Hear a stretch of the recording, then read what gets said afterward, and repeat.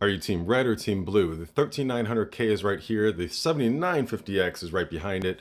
This is a production-based battle. Which would you choose based on this performance and pricing?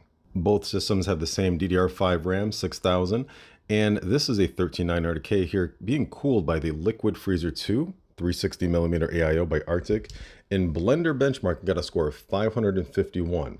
Did hit a CPU package of 104 degrees Celsius and a package power of 313 watts. The 7950X is a custom water-cooled PC, and it did get a score of 574 points in Blender benchmark, which is about 5% better.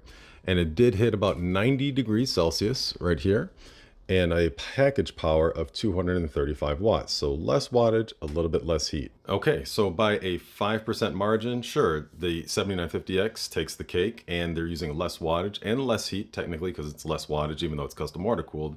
But pricing now. On Micro Center's website, the 13900K is going for $529, while the 7950X is going for $587. So that's about 10% more, but it's giving you about 5% better performance.